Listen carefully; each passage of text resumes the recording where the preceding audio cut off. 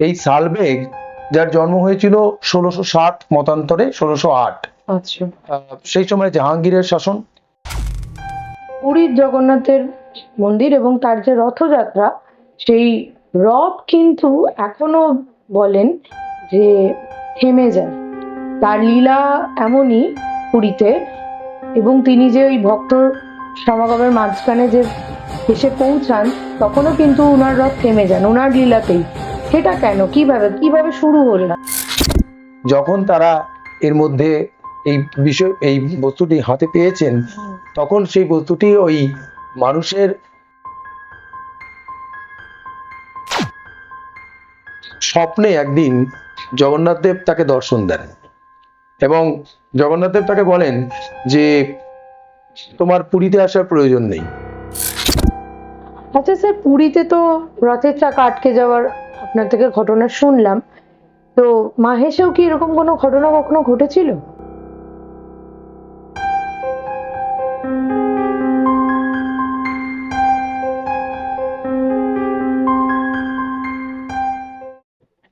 পুরীতে আজও থেমে যায় রথের চাকা। শ্রীরামপুরের মাহেশে নবনীলাচলের সৃষ্টি হলো কিভাবে? আসুন, আজকের পডকাস্টে এই নিয়ে আমাদের আলোচনা, এবং প্রচুর জিনিসের রহস্যভেদ হবে আজকে। তো আজকে আমাদের মধ্যে পেয়ে গেছি স্যার শুভজিৎ কর্মকার স্যারকে। তো নমস্কার, আমি দেবাঞ্জনা।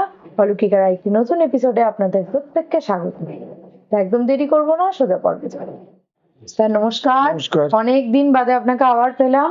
তো যেটা আমি ইন্ট্রোতে বললাম, এবং আপনারা থাম্বনেল দেখেই বুঝতেই পারছেন, আজকে আমাদের মধ্যে যে বিষয়টি নিয়ে আলোচনা হবে, আম, আমাদের মহাপ্রভু শ্রী জগন্নাথ।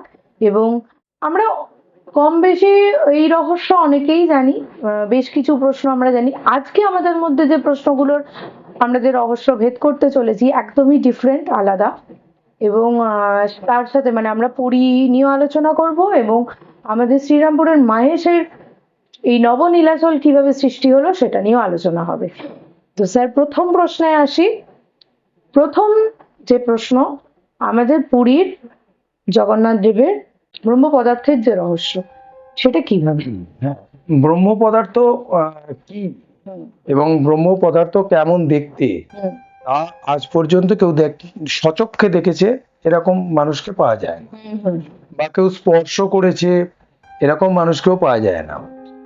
ব্রহ্ম পদার্থ যেটুকু জানা যায় যে জগন্নাথ দেবের যখন সমাধি দেওয়া হয় একটি সময় পরে, হুম, এই এই বিষয়টি মোটামুটি 8 বছর, 11 বছর, 12 এবং 15 বছর পর পর হয়।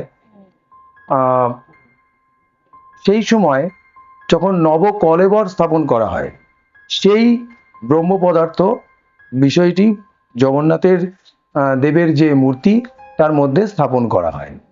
এবং এই প্রক্রিয়াটি এই প্রক্রিয়াটি একটি বিশেষ সময় হয়, যখন আহ, একই বছরে দুটি আষাঢ় মাস পড়ে। তো ব্রহ্ম পদার্থ কি জানতে গেলে একটু আমাদের অনেক পিছনের দিকে যেতে হবে। হুম, আহ, কুরুক্ষেত্রের যুদ্ধ শেষ হয়ে যায়, দ্বাপর যুগ, এবং শ্রীকৃষ্ণ দেহত্যাগ করছেন 3000 খ্রিস্টপূর্ব 3102, এবং তারিখটা হচ্ছে 18ই ফেব্রুয়ারি। শ্রীকৃষ্ণের দেহত্যাগ হয়ে যাওয়ার পর পাণ্ডবদের মধ্যে অর্জুন তার মৃতদেহকে দাহ করে। হ্যাঁ, শেষ শেষ। হ্যাঁ, এবং দাহ হয়ে যাওয়ার পর দেখা যায় যে শ্রীকৃষ্ণের যে হৃৎপিণ্ড রয়েছে, সেই হৃৎপিণ্ডটি ওই আগুনেও নষ্ট হয়নি, সেটি আহ, একদম ঠিক অবস্থায় রয়েছে। জনশ্রুতি অনুযায়ী জানা যায় যে সেই হৃৎপিণ্ডকে পরে আহ, ভাসিয়ে দেওয়া হয়। হুম, শ্রীকৃষ্ণের যেখানে মৃত্যু হয়েছিল জায়গাটি সোমনাথ মন্দিরের কাছে। এবং এর পরবর্তীকালে যেটুকু জানা যায় যে শ্রীকৃষ্ণ যখন মারা যাচ্ছেন তার 3102 খ্রিস্টপূর্ব হুম, 18ই ফেব্রুয়ারি, তার ঠিক দুদিন পরে অর্থাৎ 20শে ফেব্রুয়ারি থেকে কলিযুগ শুরু হয়ে যায়। এবং আরেকটি মত বলে যে 18ই ফেব্রুয়ারি মধ্যরাত থেকেই কলিযুগের সৃষ্টি বা কলিযুগের সূচনা। এবং ওই শ্রীকৃষ্ণের যে হৃৎপিণ্ড যেটিকে নদীতে ভাসিয়ে দেওয়া হয়, পরবর্তীকালে সেই আহ, হৃৎপিণ্ডই এসে পৌঁছায় পুরীতে, এবং সেটিকে জগন্নাথ দেবের যে নবকলেবর যখন করা হয়, নবকলেবর যখন জগন্নাথ দেবকে পুজো করা হয়, অ্যাকচুয়ালি জগন্নাথ দেবের পুরো মূর্তিটাই নিম কাঠের তৈরি, এবং একটি নির্দিষ্ট সময় পর স্বাভাবিক নিয়মেই সেই মূর্তির পরিবর্তনের প্রয়োজন পড়ে, এবং ওই হৃৎপিণ্ডকে, যেটা শ্রীকৃষ্ণের হৃৎপিণ্ড, সেইটাকেই জগন্নাথ দেবের মূর্তির মধ্যে রাখা হয়। তবে ব্রহ্ম পদার্থ, এটা একটা থিওরি। যেদিন এই ঘটনাটি ঘটে, সমগ্র পুরী জুড়ে উড়িষ্যা সরকার পুরো ব্ল্যাক আউট করে দেয়। সমস্ত জায়গায় এমন পরিবেশ সৃষ্টি করা হয় যাতে কোনো আলো পুরীর মন্দিরের ভেতরে প্রবেশ করতে না পারে, এবং সম্পূর্ণ পুরীর মন্দিরকে সিআরপিএফ আর ইন্ডিয়ান আর্মি দিয়ে অতন্ত্র প্রহরায় রাখা হয়।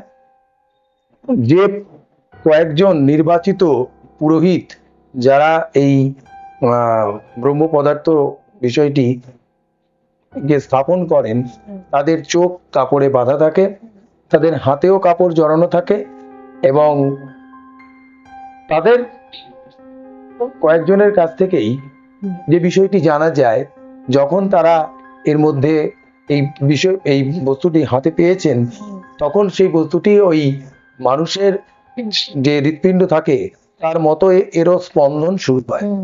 এরকম স্পন্দন তারা অনুভব করেছে, এবং সেটি নাকি খরগোশের মতো পুরো।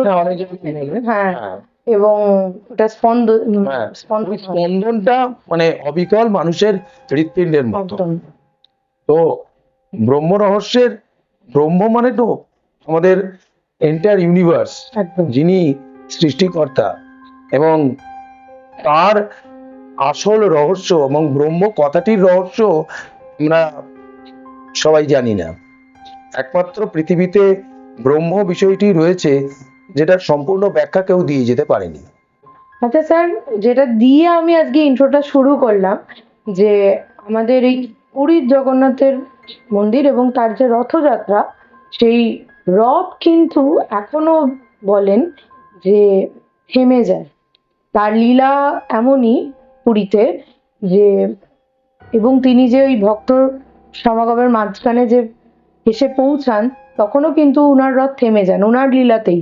সেটা কেন, কিভাবে শুরু হলো? ব্যাপারটা হচ্ছে, বুঝতে হবে যে জগন্নাথ দেব উনি ভক্তদের স্পর্শ ভালোবাসেন। মানে জগন্নাথের যারা ভক্ত, যাদের জগন্নাথ দিয়ে পছন্দ করেন, ভক্তের স্পর্শ সে চায়, এবং ভক্তের স্পর্শ পেলে তবেই সেই রথ আবার সচল হয়।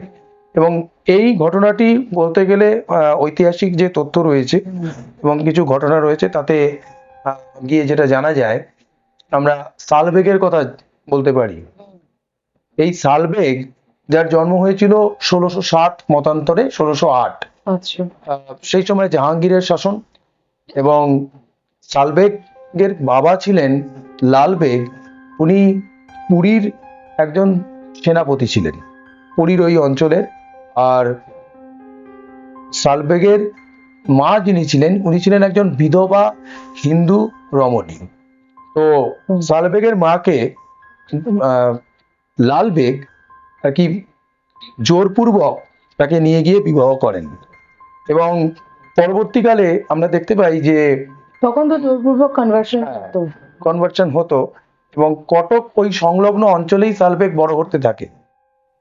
বাবার দিক থেকে যদি দেখা যায়, তাহলে সালবেগ একজন মুসলিম ছিলেন, কিন্তু ছোটবেলা থেকে যেহেতু মায়ের পরিচর্যায় সালবেগ বড় হতে থাকে, সেই কারণে তার মধ্যে হিন্দু দেবদেবী, হিন্দুদের আদর্শ, সনাতন আদর্শ তার মধ্যে ছিল, এবং বিশেষ করে কৃষ্ণ ভক্তি, কৃষ্ণের জন্য একটা আকুলতা তার মনের মধ্যে দেখা যায়। এর পরবর্তী ক্ষেত্রে একটি ঘটনা ঘটে যা সালবেগের জীবনের আমূল পরিবর্তন নিয়ে আসে। ঘটনাটি যেটা হলো, যে একবার যুদ্ধক্ষেত্রে গিয়ে সালবেগ আহত হন এবং আহত হওয়ার পর এক দুরারোগ্য ব্যাধিতে আক্রান্ত হয়। বলা যায় ওই সেই সময় তো আমাদের কোনো ইনজেকশন, টিটেনাস এই সমস্ত কিছু ছিল না, তো সেই কারণে আহত হওয়ার পর হয়তো সেপটিক সংক্রান্ত কোনো কারণে এক দুরারোগ্য ব্যাধি হয় এবং সেই সময় তিনি প্রচন্ড শারীরিক যন্ত্রণা অনুভব করছিলেন এবং মানসিক দিক থেকেও বিপর্যস্ত ছিলেন। তো তার মায়ের আদেশেই সে আমাদের প্রভু জগন্নাথের আরাধনা করেন এবং টানা 12 দিন আরাধনার পর জগন্নাথ তাকে স্বপ্ন দেন এবং সেই স্বপ্ন দর্শনের পর সালবেগ ধীরে ধীরে সুস্থ হতে থাকেন এবং এরপর থেকে তার জীবনে আমূল পরিবর্তন হয় এবং তিনিও মুঘল সেনাবাহিনীর মধ্যে একটি উচ্চ পদে ছিলেন। এই জগন্নাথ দর্শন, স্বপ্নে জগন্নাথ দর্শন তার জীবনের আমূল পরিবর্তন নিয়ে আসে। তিনি বিত্ত বৈভব সমস্ত কিছু ছেড়ে ভগবানের সেবায় নিয়োজিত হন। পুরীর জগন্নাথের যে রথ, সেই রথের থেমে যাওয়ার যে বিষয়টি, সেক্ষেত্রে বলা যায় মানে যেটা ঘটনা রয়েছে, সালবেগ একবার তীর্থ ভ্রমণে গিয়েছিলেন এবং তীর্থ ভ্রমণে গিয়ে তিনি ছিলেন তখন মথুরায়।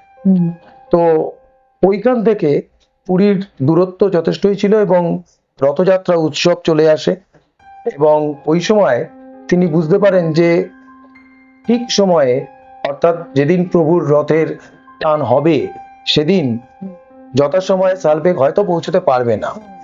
তো সেই কারণে তিনি মনে মনে প্রার্থনা করেন জগন্নাথের কাছে যে হে প্রভু, তুমি আমাকে দর্শন না দিয়ে মন্দিরে যেও না। এবং জনশ্রুতি অনুযায়ী জানা যায় সালবেগের কুটিরের কাছে জগন্নাথ দেবের রথ আটকে যায়। রাজা বহু চেষ্টা করেও হাতি দিয়ে ওই রথকে টেনেও এক চুলো সরাতে পারেনি।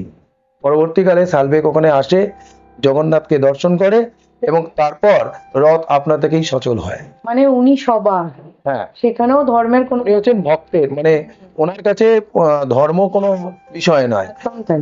যে ভক্ত ওনাকে মন দিয়ে ডাকবেন উনি সেই ভক্তের মানে মনস্কামনা পূর্ণ করবেন। আচ্ছা, এখানে একটু কন্ট্রোভার্সিয়াল একটা প্রশ্ন করি। যখন মানে দেখুন, ভগবান তো জাতপাত ধর্ম নির্বিশেষে কারোর নিজের তো সম্পত্তি না, সবার। তো সেখানে পুরীর মতো একটা মন্দিরে কেন অন্য ধর্মকে জায়গা দেওয়া হয় না? মানে এটা আমার বারবার প্রশ্ন এবং এটার আমি উত্তর পাইনি। যে ধর্মীয় ব্যাপারটা সেটা ওখানে রয়েছে, কিন্তু হিন্দু ধর্মের মূল বিষয় কিন্তু এটা নয়। এটা নয় তো। কারণ যেটা আমাদের স্বামী বিবেকানন্দ শিখিয়েছেন, ইউনিভার্সাল টলারেন্স একদম। অ্যান্ড ইউনিভার্সাল অ্যাকসেপ্টেন্স, এটাই আমাদের হিন্দু ধর্মের মেন কথা। হুম। সবাইকে আমন্ত্রণ জানানো এবং হিন্দু ধর্মে কিন্তু কোনো ভেদাভেদ নেই, এর কথা বলা হয় না। ইভেন সনাতন ধর্ম, হ্যাঁ, এটাতেও তো কোনো এমনি যে সনাতন আমাদের যে ধর্ম, সেখানে কোনো ব্যক্তিভেদ বা ধর্মীয় দিক থেকে যে আলাদা তাকে প্রবেশ করতে দেওয়া হবে না এরকম কোনো কথা বলা নেই। যারা অত্যন্ত গোঁড়া তারা এইরকম বিষয়টিকে করে থাকেন এবং পুরীতে কিন্তু আমি যে সালবেগের কথা বললাম তাকেও কিন্তু জায়গা দেওয়া হয়নি। হ্যাঁ, এটা আমার নিজের চোখে দেখা। একটি মেয়ে গলায় ক্রস পরে গিয়েছিলেন, তো তাকে সেটি খুলে তবে মন্দিরে প্রবেশ করতে হয়। আচ্ছা, মানে ধর্মীয় দিক থেকে সেখানে এই মানে বিষয়টি রয়েছে। পুরীর যে জগন্নাথ মন্দির এর নির্মাণ কবে থেকে? পুরীর জগন্নাথ মন্দির নির্মাণ হয়েছিল 1185 খ্রিস্টাব্দে এবং ওখানের গঙ্গ রাজবংশের রাজা অনন্ত বর্মন দেব যিনি পুরীর মন্দিরের নির্মাণ কার্য শুরু করেন এবং তার পরবর্তীকালে তারই বংশধর বাড়ি পৌত্র রাজা অনঙ্গ বর্মন ভীমদেব, যিনি পুরীর মন্দিরের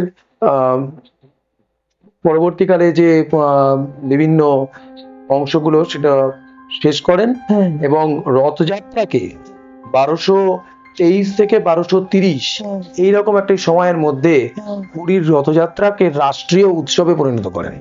আচ্ছা আচ্ছা, এখানে একটা খুব মিস্টেরিয়াস একটা প্রশ্নে আসি। এই রথযাত্রার কনসেপ্ট এটা কোথা থেকে এলো?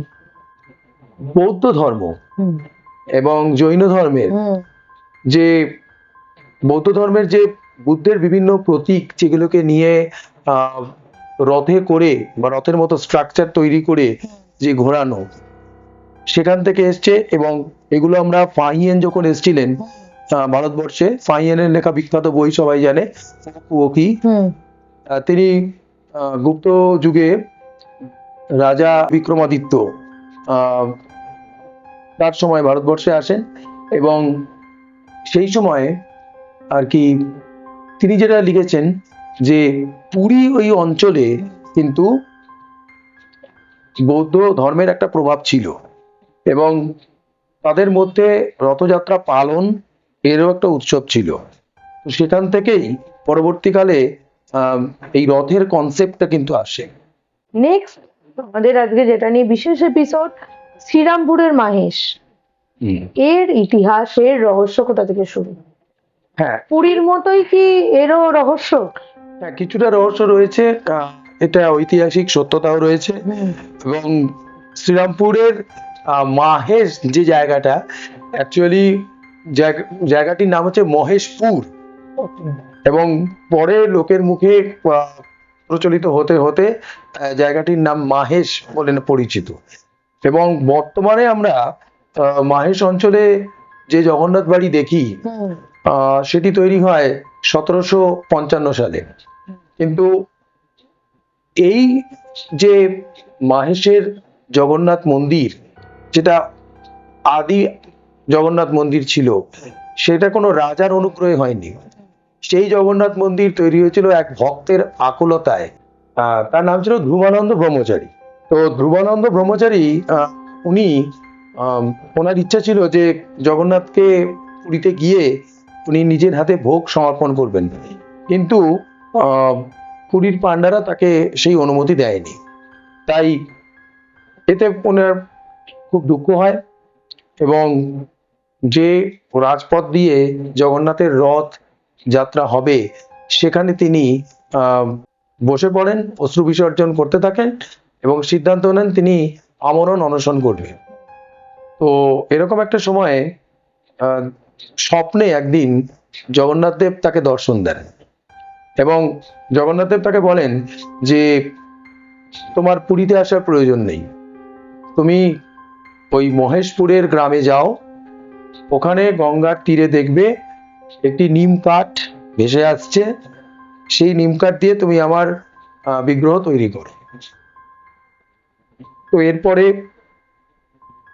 উনি মাহেশে ফিরে আসেন এবং যেরকম উনি স্বপ্ন দেখেছিলেন ঠিক সেইভাবেই ওই নিম কাঠ ভেসে আসে এবং সেখান থেকে তিনি 1396 খ্রিস্টাব্দে একটি মন্দির, খুবই ছোট একটি মন্দির নির্মাণ করেন এবং জগন্নাথ দেবের জগন্নাথ, বলভদ্র এবং দেবী সুভদ্রার মূর্তিও নির্মাণ করেন। এই জগন্নাথ নিয়ে রহস্যই রহস্য, মানে সব জায়গায় রহস্য, ওনার বিগ্রহের রহস্য, পুরীর মন্দিরের রহস্য, মাহেশেও রহস্য, সব জায়গায়। মানে যেটা সব থেকে বেশি আমাকে ভাবায় যে পৃথিবীতে বোধহয় প্রথম কোনো দেবী যিনি কাঠে তৈরি, এবং তার রূপ একদম আলাদা, তার এই ভক্তের মাঝখানে আসা সেটাও একদম আলাদা, একদমই আলাদা একটা রিচুয়াল এবং আলাদাভাবে একটা তৈরি হয়। তো এই যে নিম কাঠ ফেসে এসে নিম কাঠেই বিগ্রহ তৈরি, এইটাই বা কেন? হ্যাঁ, এটা তো স্বপ্ন দর্শন হয়েছিল এবং আমরা যতদূর জানি যে পোকার আক্রমণও কম হয় এবং যে বিগ্রহটা তৈরি হচ্ছে সেটা কিন্তু জগন্নাথের এই বিগ্রহ কিন্তু পুরীতে একটি নির্দিষ্ট সময় অন্তর পরিবর্তন করা হয়। হ্যাঁ, তাকে সময় দেওয়া। 2015-তে শেষ হয়েছিল, এটা সব সময় হয় না। যে বছরে দুটো আষাঢ় মাস পড়ে, মানে জোড়া আষাঢ় মাস যে বছরে পড়ে সেই বছরেই এই প্রক্রিয়াটা হয়। যে বিষয়টি হচ্ছে জগন্নাথ দেব তিনি কিন্তু সবার, তিনি ভক্তের এবং ভক্তদের মাঝেই তিনি লীলা করতে পছন্দ করেন। জগন্নাথের যে বিগ্রহ, তার যে সমাধি দেয়া হয়, যেহেতু কাঠের তৈরি, তার মাধ্যমেই কিন্তু এই জাগতিক যে সমস্ত কিছু রয়েছে, এই জগতে যা রয়েছে, জন্ম, মৃত্যু, দেহ পরিবর্তন, আমাদের ভগবত গীতাতেও বলা হয়েছে যে আত্মা অবিনশ্বর, কিন্তু আমাদের শরীর নশ্বর। এবং সেই ধারণাটিকে, সেই দর্শনটিকে কিন্তু আমরা প্রত্যক্ষভাবে দেখতে পাই জগন্নাথের এই নতুন কলেবর সৃষ্টি এবং জগন্নাথকে সমাধি দেওয়ার মাধ্যমে। আত্মা যেমন আমাদের একটি দেহ পরিবর্তন করে, মানে ওটাও যেমন হ্যাঁ, হচ্ছে আমাদের, মানে আমরা ওটাই অ্যাজ এ প্রুফ দেখছি নিজেদের লাইফ। একদম। আচ্ছা, আমরা যে দেহ ধারণ করে আছি, আমাদের আত্মা নামক বায়বীয় পদার্থটি আমাদের মধ্যে রয়েছে, জন্যই আমরা দেহ ধারণ করে আছি। যখন আমাদের কাজ শেষ হবে, তখন কিন্তু ওই আত্মা, ওই বায়বীয় পদার্থ আমাদের দেহ পরিত্যাগ করে চলে যাবে। তারপর কিছুটা সময় আছে, আবার যদি সে নতুন দেহ পায়, সেই নতুন দেহ ধারণ করে সে আবার পৃথিবীতে ভূমিষ্ঠ হবে। এবং এই যে বিষয়টি, এই বিষয়টি কিন্তু জগন্নাথের নবকলেবর সৃষ্টি, তার যে সমাধি, এবং জগন্নাথের যখন সমাধি হয় নির্দিষ্ট সময় অন্তর, সেখানেও কিন্তু মানুষের বা পরিবারের বয়োজ্যেষ্ঠ কেউ যখন মারা যান, তাদের পারলৌকিক বিষয়টি যেভাবে সম্পন্ন করা হয়, ওনারও কিন্তু সেইভাবেই করা হয়। জগন্নাথ মন্দিরের মধ্যে বৈকুণ্ঠ ধাম বলে একটি জায়গা রয়েছে, যেখানে জগন্নাথের সমাধি দেওয়া হয়, এবং তারপরে ওখানকার যে প্রধান সেবায়িত, তারা মুন্ডন করে, তারা অসুচ পালন করে। মাহেশের আমরা যে মন্দিরটা দেখি, সেটাই কি আগে ছিল না এটা পরে চেঞ্জ না। হয়েছে? মাহেশের আদিম জগন্নাথ মন্দির, যেটা খুব ছোট ছিল, যার নির্মাণ খুব ক্ষুদ্র ছিল, যেটি তৈরি হয়েছিল 1396 খ্রিস্টাব্দে। ধ্রুবানন্দ ব্রহ্মচারী, উনি একটি ছোট মন্দির তৈরি করেন, এবং সেখানে আমাদের জগন্নাথ, বলরাম এবং দেবী সুভদ্রার মূর্তি নির্মাণ করেন। আচ্ছা, তারপরে এই যে নতুন আমরা যে মন্দিরটা দেখছি, সেটা পরে ক্রিয়েট? হ্যাঁ, সেটা পরে ক্রিয়েট হয়েছিল। ওটাই 1755 খ্রিস্টাব্দে নয়নচাঁদ মল্লিক তৈরি করেন, এবং যাকে দানবীর বলা হতো। এবং নতুন মন্দির, এর আগে আরেকটি ঘটনা রয়েছে। 1510 খ্রিস্টাব্দে শ্রী চৈতন্য এখানে আসেন, হ্যাঁ হ্যাঁ, এবং শ্রী চৈতন্য কিন্তু থেকে আমাদের যে মাহেশের জগন্নাথ মন্দির, একে নবনীলাচল বলেছিলেন। হ্যাঁ, উনি নাম হ্যাঁ, দিয়েছিলেন নামকরণ নবনীলাচল। করেছিলেন। এবং ওনারও উনি একটি জায়গায় বসে কিন্তু অনেকক্ষণ সমাধিস্থ অবস্থায় ছিলেন, হ্যাঁ, এই ঘটনাও জানা যায়। এর পরবর্তীকালে মানে উনি যখন শ্রী চৈতন্যদেব যখন পুরী যাচ্ছিলেন, তখন যাবার পথে এখানে উনি এসেছিলেন, এবং এটা 1510। হ্যাঁ, একদম তাই। আচ্ছা স্যার, মাহেশের তো আমাদের শ্রী জগন্নাথ দেবকে নিয়ে কথা হলো, শ্রী চৈতন্য দেবকে নিয়ে কথা হলো। এখানে আরেকটা কথা আসি, এই যে আমরা মাহেশেও যে রথযাত্রাটা দেখি, সেটার কি ইতিহাস? মাহেশের রথযাত্রার একটি প্রাচীন ইতিহাস রয়েছে। বর্তমানে আমরা মাহেশের যে রথটিকে দেখছি, এই রথ কিন্তু আগে ছিল না। মাহেশে প্রথম রথ তৈরি হয় 1853 খ্রিস্টাব্দে, এবং ওই রথটি কাঠের ছিল। তারপর থেকে 1875 অব্দি মাহেশের রথযাত্রা হতে থাকে, ওই কাঠের রথেই হতে থাকে। কিন্তু 1875-এর রথযাত্রার ঠিক পরেই একটা ঘটনা ঘটে, মানে রহস্যজনকভাবে ওই রথে আগুন ধরে যায়। ও, কে বা কারা ওই রথে আগুন ধরিয়ে দেয়, এবং পুরো কাঠের রথটি ভস্মীভূত হয়ে যায়। এবং তারপর অনেকদিন ওই রথযাত্রা বন্ধ থাকে। পরবর্তীকালে আমাদের 1885 এরকম একটি সময়ে বার্ন কোম্পানি, ওই সময় কৃষ্ণদাস বসুর এখানে তদারকিতে ছিলেন, এবং সেই সময় 1885 খ্রিস্টাব্দে নতুন যে মাহেশের রথ, সেটি তৈরি হয়। আচ্ছা, এই যে এখন আমরা লোহার রথ দেখি। হ্যাঁ, কোনো কোনো জায়গায় 1896 খ্রিস্টাব্দের কথা বলা হয়েছে, তবে অধিকাংশ ক্ষেত্রেই 1885 খ্রিস্টাব্দে বার্ন কোম্পানিকে দিয়ে, মার্টিন অ্যান্ড বার্ন কোম্পানি, ব্রিটিশদের, হুম। সেই মার্টিন অ্যান্ড বার্ন কোম্পানি এই রথটি নির্মাণ করেন এবং রথটি নির্মাণ ক্ষেত্রে উল্লেখযোগ্য যে ভূমিকা নিয়েছিলেন তার নাম হল কৃষ্ণদাস বসু। আচ্ছা স্যার, পুরীতে তো রথের চাকা আটকে যাওয়ার আপনার থেকে ঘটনা শুনলাম, তো মাহেশেও কি এরকম কোনো ঘটনা কখনো ঘটেছিল? হ্যাঁ, যেটুকু রিসার্চের মাধ্যমে জানা যায়, এরকম হয়েছিল 1875 খ্রিস্টাব্দে। রথের সময় একদিন যখন রথযাত্রা হচ্ছে, প্রচন্ড বৃষ্টি হয় এবং মাহেশের এই রথ আটকে যায়।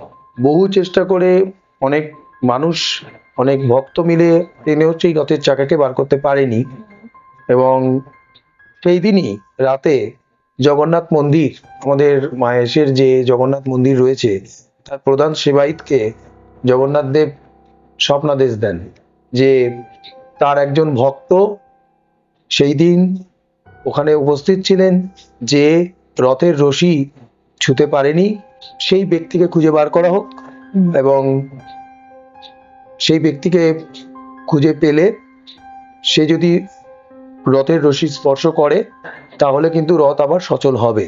এবং ঘটনাটিও ঘটেছিল তাই।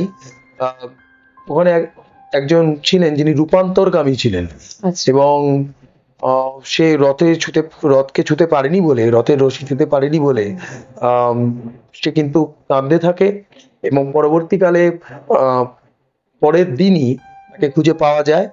সে রথকে স্পর্শ করে, রথের রশি স্পর্শ করে এবং অলৌকিকভাবে রথ আবার সচল হয়। কি অদ্ভুত ঘটনা! মানে শ্রী জগন্নাথ দেবকে নিয়ে যতই আলোচনা ততই রহস্য, এবং আহ মানে সত্যি কথা বলছি, আলোচনার শেষ নেই। তো আজকে এই টপিকটা নিয়ে আমরা এই আলোচনাটা আজকে এই মুহূর্তে শেষ করছি। তো স্যারকে নিয়ে আবার একটা কোনো এপিসোডে আসবো। তার জন্য অলৌকিককে সাবস্ক্রাইব করবেন, ভালোবাসা দেবেন, আর সবার মধ্যে এই এপিসোডটা ছড়িয়ে দিন যাতে মানুষ সঠিক জিনিসগুলো জানেন। তো আর আপনাদেরকে রথযাত্রার তৃতীয় শুভেচ্ছা। সবাই ভালো থাকবেন, সুস্থ থাকবেন। আজকের জন্য এটুকুই। নমস্কার।